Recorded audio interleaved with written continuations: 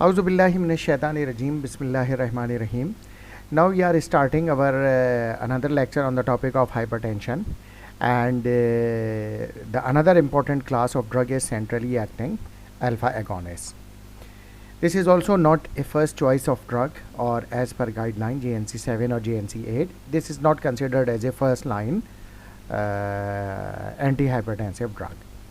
If we talk about the centrally acting alpha agonists, have been used in the past as alternative to initial antihypertensive. So it was even in the past alternative treatment, not as initial antihypertensive class of drug. But their use in mild to moderate hypertension has been reduced primarily owing to other available agents which are even more safe and effective. They act primarily within the CNS on alpha 2 receptors to decrease sympathetic outflow to the cardiovascular system. अब इस mechanism of action को समझना हमें ज़रूरी है. Like for example, if we talk about the methyl dopa, the first example of this class of drugs, centrally acting alpha agonist, methyl dopa decreases the total peripheral resistance through the aforementioned mechanism while having little effect on cardiac output or heart rate except in the older patients. तो अब इसमें होता ये है कि ये जो drugs हैं मिथाइल डोपा और other centrally acting drugs, they go to the brain, they cross the blood brain barrier and they enter in the brain. Inside brain alpha 2 receptors are available. They agonize them, antagonize नहीं करते बल्कि agonize करते हैं. Once alpha 2 receptor agonize, they decreases the release of sympathetic outflow means norepinephrine from the sympathetic nervous system. तो उससे ये होता है कि सिंपैथेटिक नर्वस सिस्टम से जब नॉरएपिनेफ्रिन का रिलीज स्टॉप होता है तो पेरिफेरल साइड पे जो अल्फा 1 रिसेप्टर हैं वो ओपन हो जाते हैं और वो बाइंड नहीं होते फिर अल्फा 1 रिसेप्टर से, जिसकी वजह से वेजो कंस्ट्रिक्शन जो अल्फा 1 रिसेप्टर की वजह से हो रही थी वो अब नहीं होगी. आई रिपीट दिस मैकेनिज्म कि if in the central nervous system we agonize the alpha 2 receptor, then actually it decreases the release of norepinephrine from the postsynaptic region. तो उससे फ़ायदा ये होता है कि यानी सिंपैथेटिक आउटफ्लो कम हो जाता है और उसके नतीजे में हार्ट रेट भी कम होता है और वेजो कंस्ट्रिक्शन भी रिड्यूस होती है, बल्कि इसके बरक्स वेजो डायलेशन होती है. यही mechanism of action methyl dopa का है. If you talk about the precaution and monitoring effect of methyl dopa, common untoward effects include orthostatic hypotension, or which is also called postural hypotension, fluid accumulation in the absence of diuretic, and rebound hypertension on abrupt withdrawal. तो इसको भी अचानक जो है या abrupt withdrawal इसका नहीं होना चाहिए. Sedation is a common adverse effect upon initiating therapy when increasing the doses. However, the sedative effect usually decreases with the continued therapy, और ग्रेजुअली जो है जैसे जैसे ये टाइम ड्यूरेशन इसके ट्रीटमेंट का बढ़ता चला जाता है फिर ये सेडेटिव इफेक्ट भी ख़त्म होता चला जाता है. Fever and flu like symptoms occasionally occur and may represents hepatic dysfunction. तो that is an important symptom. इस पर जो है वो हमें we should keep an eye over flu like symptoms and fever like symptoms, क्योंकि ये हेपेटिक डिसफंक्शन को रिप्रेजेंट करेगा, which should be monitored by liver function test. A positive Combs test developed in 25% patient with chronic use. If chronic use means more than 6 months, less than 1% of these patients develop hemolytic anemia. Positive Combs test यानी blood जो है वो ये cross match test होता है और 25% patient में ये पॉजिटिव जो है वो रिपोर्ट देता है, जिसकी वजह से हेमोलाइटिक एनीमिया हो सकता है. Red blood cells, hemoglobin and blood count indices should be checked due to this reason. The anemia is reversible by discontinuing the drug, जो कि इसकी एक अच्छी प्रॉपर्टी है कि अगर ये hemolytic anemia हो रहा है बिकॉज ऑफ मिथाइल डोपा तो फिर इस ड्रग को विड्रॉ कर लें, डिसकंटिन्यू कर दें, and this anaemia will be reversible और ये फिर ख़त्म हो जाएगा. Other effects include dry mouth, subtly decrease mental activity, sleep disturbances, depression, impotence, lactation in either gender. The usual daily dose is 250 milligram to 1 gram or 250 to 1000 milligram.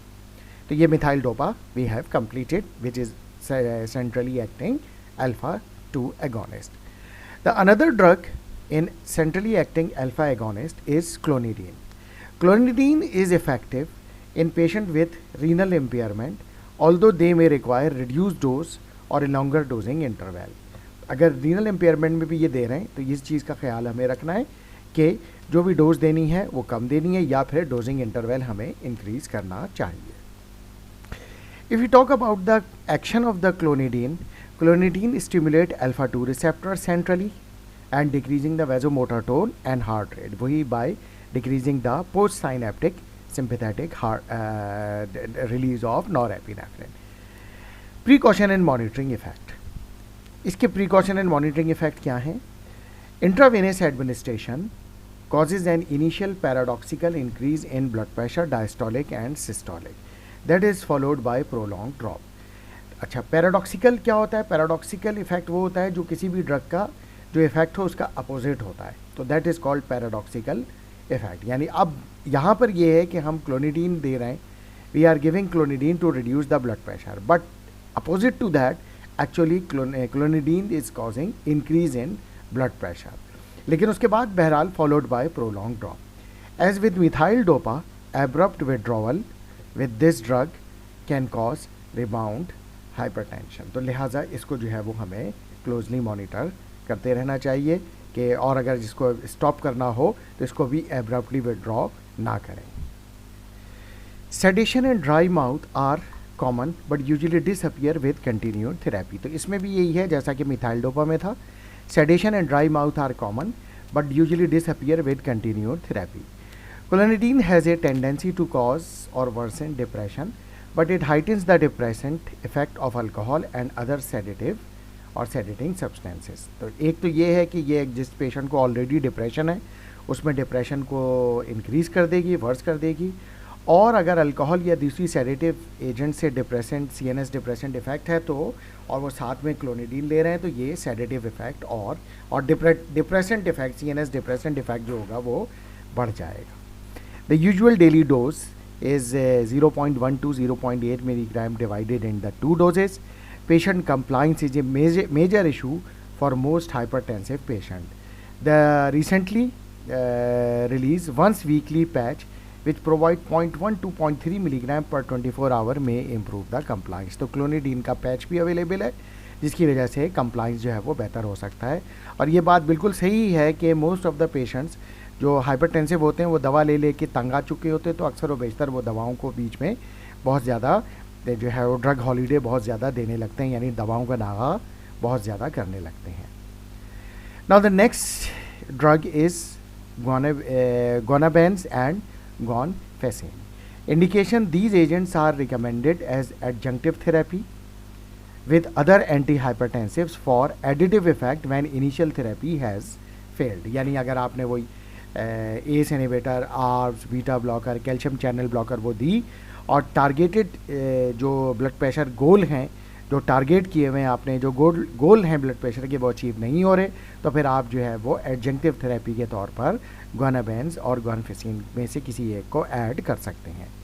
Gonabenzin and guanfacine are centrally acting alpha 2 agonists that have the action similar to the clonidine. तो वही alpha 2 agonist हैं, mechanism of action बिल्कुल same है जैसा कि clonidine का है. Precaution and monitoring effects. These agents should be used cautiously with other sedating medication and patients with severe coronary insufficiency because recent MI and cerebrovascular accident and hepatic और renal disease. क्योंकि because it is in precaution and monitoring, क्योंकि इस drugs जो है वो ऐसे patients जिनको history है सीवियर कोरोनरी इंसफिशेंसी की, हिस्ट्री ऑफ MI, CVA और हेपेटिक और रीनल डिजीज़ की, उनमें जो है वो इस ड्रग के एडवर्स इफेक्ट यानी उन्होंने फर्दर डिटेरियोरेट किया है हार्ट को, ब्रेन को, लिवर को और किडनी को. Side effects include sedation, dry mouth, dizziness and reduced heart rate. The usual daily dose is 4 to 8 milligram and 2 doses for gonabenzin and 1 to 3 milligram in 1 dose for guanfacine. तो ये जो है वो इनकी daily dose जो है वो complete हो गई. Now the next drug is or the next class of drug is postganglionic adrenergic neuron blockers.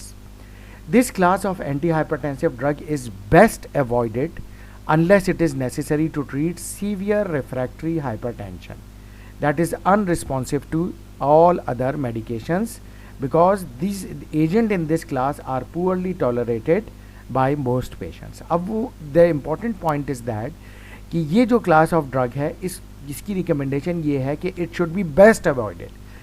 इसको जितना अवॉइड किया जाए उतना कम है. वजह ये है कि इसकी जो टॉलरेंस है वो बहुत पुअर है, यानी एडवर्स इफेक्ट्स और पेशेंट की एक्सेप्टेंस जो है इसके हवाले से बहुत ज़्यादा पुअर है, और इससे जो है वो बहुत सीरियस किस्म के एडवर्स इफेक्ट्स आते हैं जो पेशेंट के लिए टॉलरेबल नहीं होते. That is why it should not be use. और ये यूज़ किया भी जाए तो सिर्फ सीवियर रिफ्रैक्टरी हाइपरटेंशन में. रिफ्रैक्टरी मीन्स ऐसा हाइपरटेंशन जो कि किसी भी मेडिकेशन से मैनेज नहीं हो पा रहा है. The example of the drug is reserpine. General consideration because of high incidences of adverse effect other agents are usually chosen first. ये बात हम अभी यहाँ पर भी कह चुके हैं कि these agents should be best avoided. When use reserpine is given in low doses in conjunction with other anti hypertensive agent. और अगर इसको यूज़ करें तो लो डोजेज में in conjunction with other antihypertensive agents. Reserpine is in very low dose like 0.05 milligram combined with diuretics such as chlorothiazide 50 to 100 milligram may be alternative to the traditional dose of reserpine which is 0.05 to 0.25 milligram per day. Action क्या है? reserpine acts centrally as well as peripherally by depleting the catecholamines stores in the brain and in the peripheral adrenergic systems. और जब ये कैटिकोलामाइन कम होंगे यानी epinephrine and norepinephrine तो इस तरह से जो है वह ब्लड प्रेशर रिड्यूस होगा. If you talk about the precaution and monitoring effect of reserpine, a history of depression is contraindication for reserpine. यानी जिसकी पहले से डिप्रेशन की हिस्ट्री हो उस पेशेंट को रिजरपीन नहीं देनी है, कॉन्ट्राइंडिकेटेड है. Even low doses such as 0.25 milligram can trigger a range of psychic responses, यानी psychotic responses आएंगे from nightmares to suicidal attempts. यानी nightmares यानी रात को जैसे डर के उठ जाना से suicidal attempts तक हो सकता है. इसलिए इस ड्रग को better avoided. Drug induce depression में linger for months after last dose. और ड्रग इंड्यूस डिप्रेशन होगा वो कई मंथ तक बरकरार रखता है. Even if you stop the dose यानी लास्ट डोज देने के बाद भी कई महीने तक ये बरकरार रहेगा. Another issue with the reserpine is peptic ulcer. Peptic ulcer is also contraindication for using reserpine. Even a single dose tend to increase the gastric acid secretion.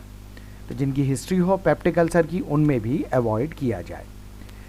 Common adverse effect include drowsiness, dizziness, weakness, lethargy, memory impairment, sleep disturbance and weight gain. Nasal congestion is also common but may decrease with continued therapy. The usual daily dose of reserpine is 0.1 to 0.25 milligram. ये जो है वो रिजरपीन की जो कि post ganglionic adrenergic blocker जो है वो न्यूरॉन ब्लॉकर जो है वो क्लास की ड्रग है और इसमें एक ही ड्रग जो है वो शामिल है.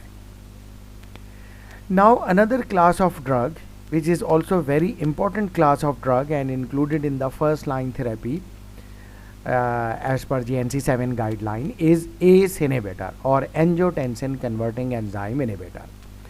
If we talk about the general consideration, the ACE inhibitors like benazepril, captopril, enalapril, enalaprilate, fosinopril, lisinopril, boxapril, perindopril, quinapril, ramipril, trandolapril are rapidly growing groups of drugs.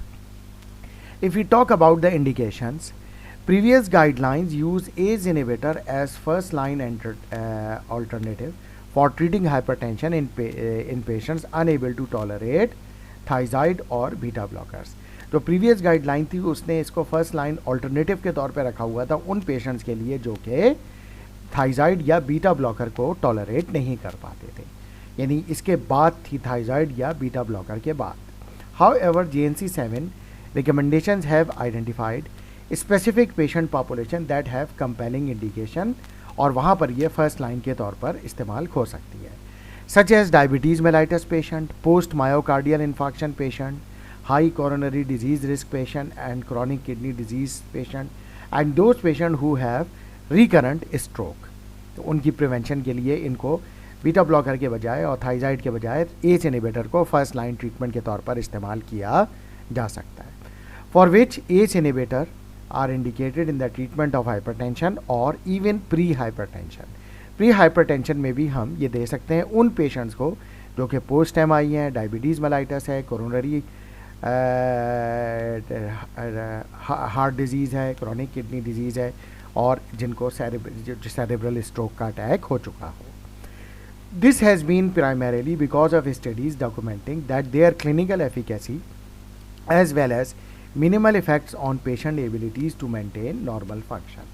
और इसकी वजह ये है कि ये स्टडीज़ ये जो है वो डॉक्यूमेंट करती हैं, evidences are available that the normal daily routine of the patient is not affected by taking the ACE inhibitor। If we talk about the actions of ACE inhibitor, these agents inhibit conversion of angiotensin 1, which is a weak vasoconstrictor, to angiotensin 2, a potent vasoconstrictor, which decreases the availability of angiotensin 2। तो definitely जब ACE inhibitor यानी angiotensin converting enzyme inhibit होगा तो angiotensin 1 angiotensin 2 में convert नहीं होगा। जब ये कन्वर्ट नहीं होगा तो इसके नतीजे में वेजोकंस्ट्रिक्शन नहीं होगी, because angiotensin 2 is a potent vasoconstrictor. ACE inhibitor directly inhibit fluid increase when interfering with angiotensin 2 by inhibiting angiotensin 2 stimulated release of aldosterone। और इस तरीके से ये फ्लूइड वॉल्यूम को भी इंक्रीज नहीं होने देंगे, यानी फ्लूइड वॉल्यूम जो इंक्रीज हो रहा था उसको भी डिक्रीज करेंगे, इनहिबिट करेंगे। कैसे? क्योंकि once the angiotensin 2 is active then it also stimulate aldosterone, और एल्डोस्टेरॉन जो है वो सोडियम और वाटर का रिटेंशन करता है किडनी से। तो if we stop the production of angiotensin 2 तो first of all angiotensin 2 will not be available in the blood. जब वो अवेलेबल नहीं होगा तो वैजो कंस्ट्रिक्शन नहीं होगी और उस वजह से ब्लड प्रेशर रिड्यूसिंग इफेक्ट आएगा। प्लस एंजियोटेंसिन 2 जब अवेलेबल नहीं होगा तो एल्डोस्टेरॉन भी रिलीज़ नहीं होगा। एल्डोस्टेरॉन रिलीज़ नहीं होगा तो सोडियम एंड वाटर की रिटेंशन नहीं होगी, जिसके नतीजे में जो है वो फिर ब्लड वॉल्यूम भी रिड्यूस होगा और ये फर्दर ब्लड प्रेशर रिड्यूस करने में अपना रोल प्ले कर रहा होगा। The net effect appear to decrease in fluid volume along with peripheral vasodilation. Fluid volume decrease हो रहा होगा एल्डोस्टेरॉन के ना बनने की वजह से, और वेजोडाइलेशन हो रही है एंजियोटेंसिन 2 के ना प्रोड्यूस ना होने की वजह से, क्योंकि because we have block the ACE enzyme. Significant interaction. The antihypertensive effect of ACE inhibitor may be diminished by NSAIDs, for example, over-the-counter form of ibuprofen। इस पे हम ऑलरेडी पहले भी बात कर चुके हैं कि all ACE inhibitor may diminish the antihypertensive effect of antihypertensive drugs। antihypertensive जो इफेक्ट आता है, जो जितनी भी antihypertensive drugs हैं उसके इफेक्ट्स को नलिफाई करती हैं एनसेड्स। और कैसे करती हैं?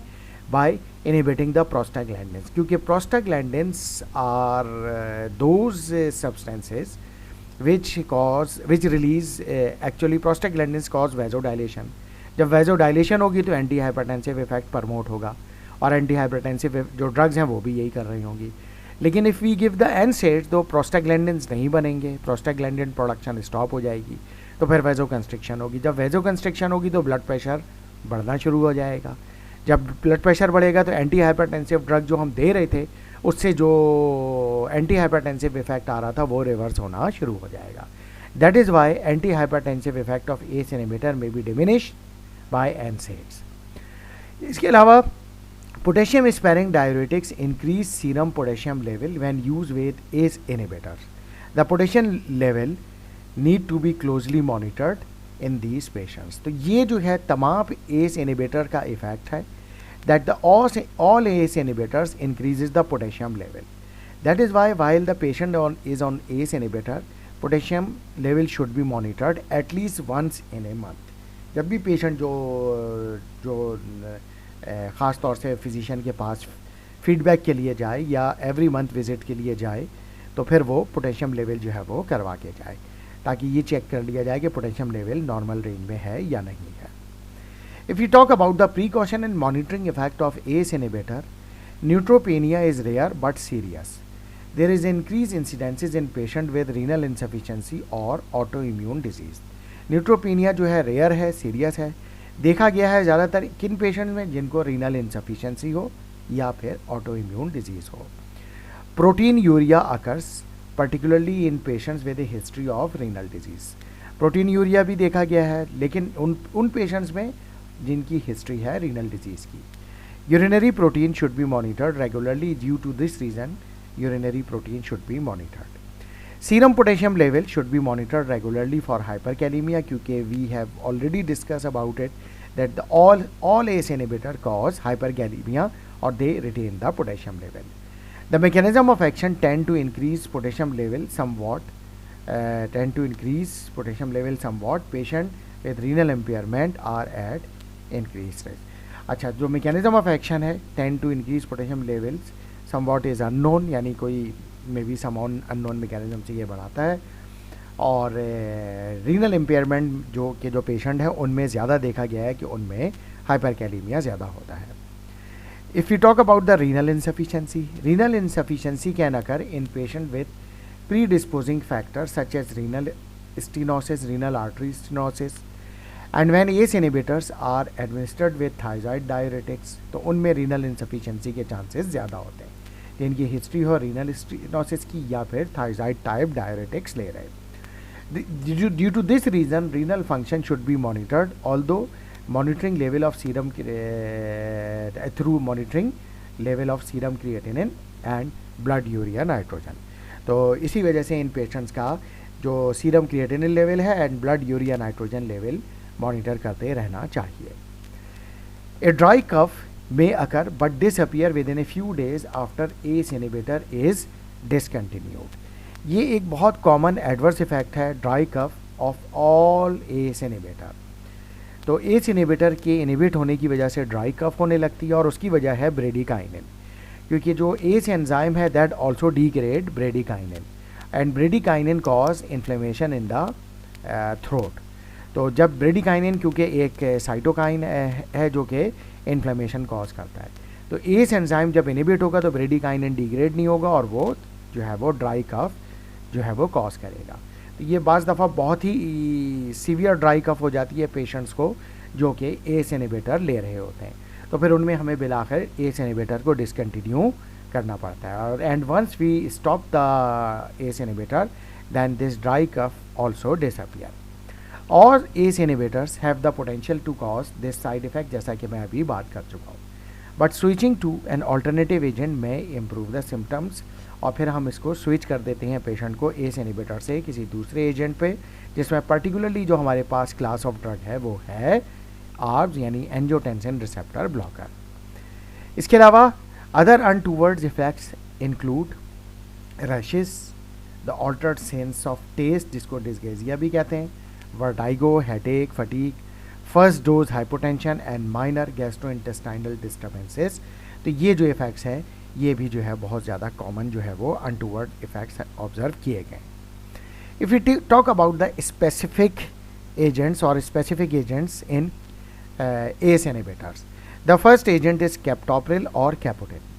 The original ACE inhibitor is given initially as 12.5 to 25 milligram dose 3 times daily and is increased to a usual daily dose of 25 to 100 milligram in 2 or 3 doses. Initial dose is usually lower if patient is on diuretic to avoid initial hypotensive responses. शुरू की dose कम इसलिए रखनी है particularly with diuretics कि कहीं ऐसा ना हो कि पेशेंट हाइपोटेंसिव शॉक में चला जाए. तो ये कैप्टोप्रिल की डोज है. If you talk about the enalapril which is also called Vasotec, a brand drug, is a pro drug.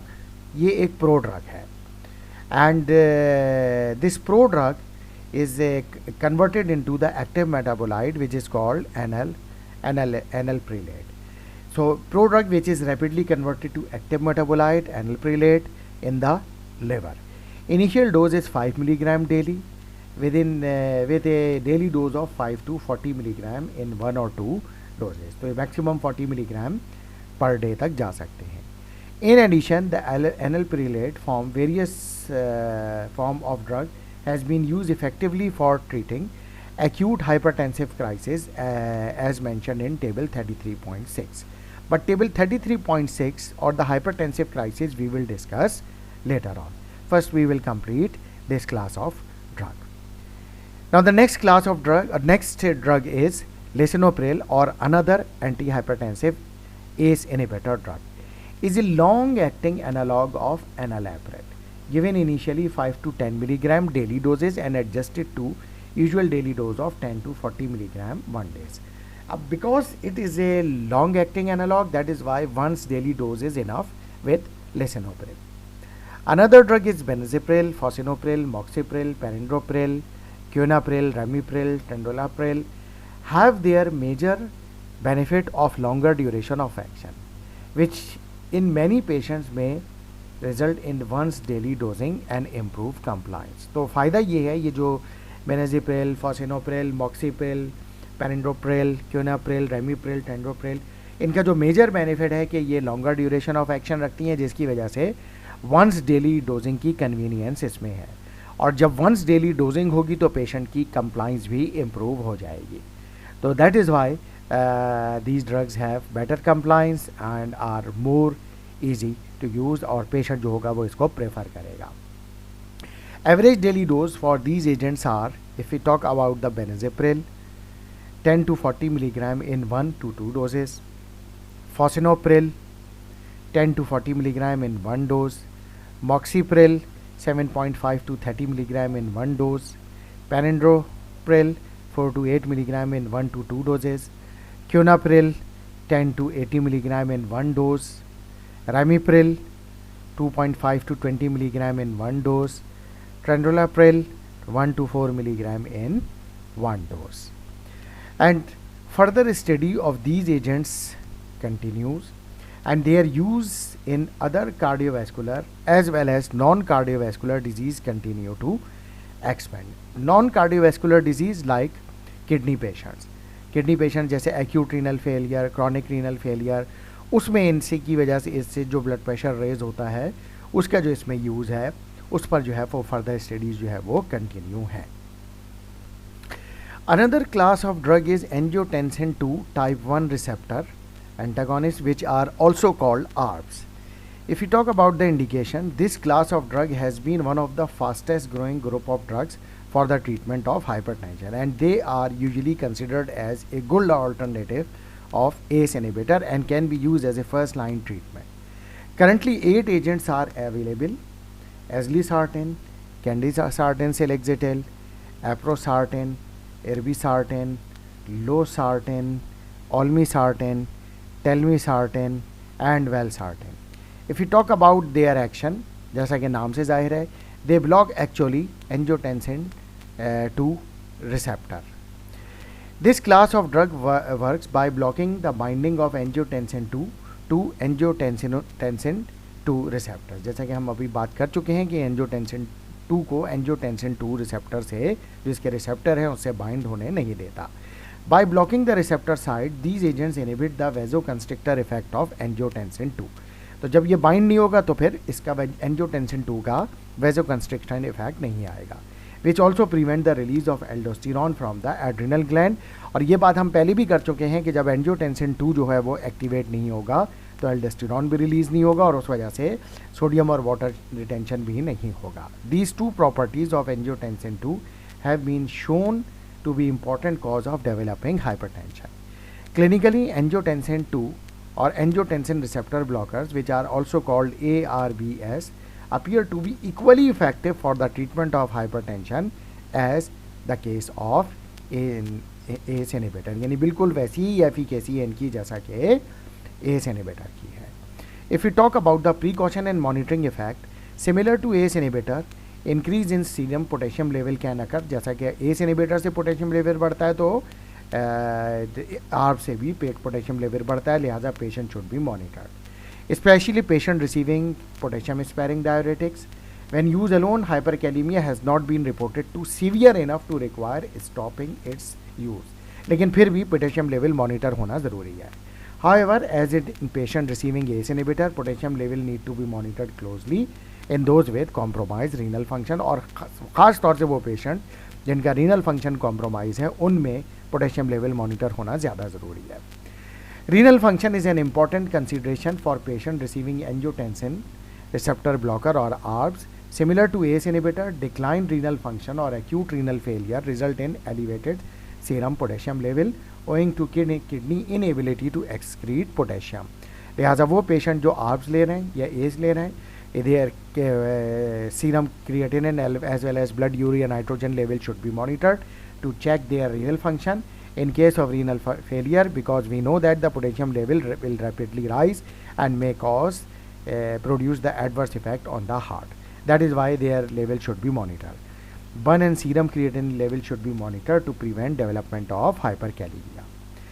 Dosage guideline of these drugs: candesartan, silexatil 8 to 32 mg in 1 to 2 doses, aprosartan 400 to 800 mg in 1 to 2 doses, irbesartan 150 to 300 mg in one dose, losartan 25 to 100 mg, olsartan 20 to 40 mg, telmisartan 20 to 80 mg one doses, valsartan 80 to 320 mg in 1 to 2 doses, and eslisartan 80 mg in 1 doses.